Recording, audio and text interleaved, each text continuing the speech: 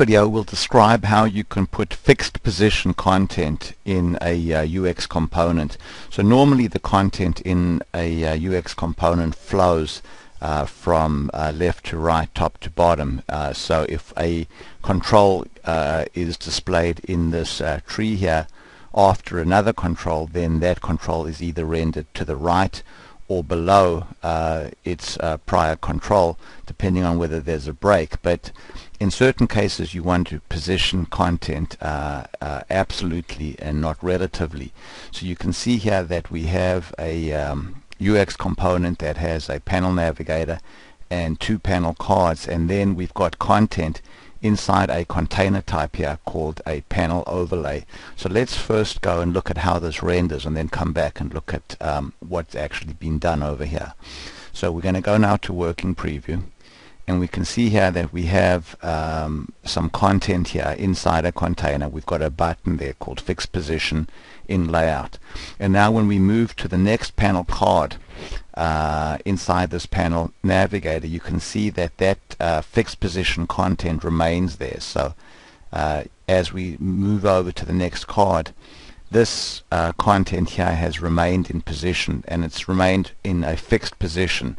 Now you can see that on this panel card here we have a button that is floating directly on top of this text box. So this is a fixed position button, and then we have another button over here that's also a fixed position button. And then as we go back to the first card, this fixed position content in the layout has remained in place. So let's go back now to the designer and see what we have.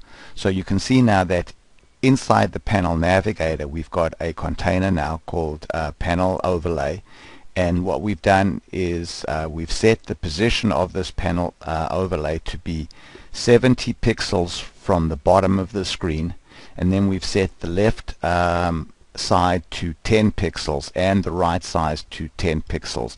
So that means that this panel overlay is going to be positioned 70 pixels from the bottom of the screen, and then it's going to be positioned both 10 pixels from the left and 10 pixels from the right, which means that it's going to stretch. So this container here is going to stretch now to be the full width of the panel card less 10 pixels on either side. And then just to make it obvious as to what's going on, we've gone to the container style and we've set a background color of gray, and we've also set a border radius of 10 pixels. So let's go back to runtime now, and we can see that here's our fixed position content, 10 pixels from the left, 10 pixels from the right, and 70 pixels from the bottom. We have a gray background, and we've set the border radius to round, so that's why we have those round corners over there. So this is a very useful technique for positioning, say, a floating toolbar over content or something like that.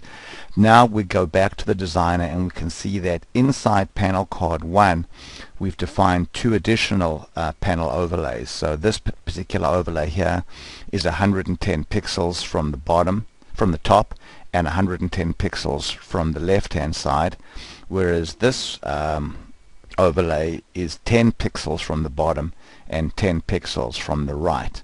So when we go back to runtime mode here, we can see that we don't see those two fixed position content areas, but when we scroll the panel card into view, we can see there's the first button and there's the second button.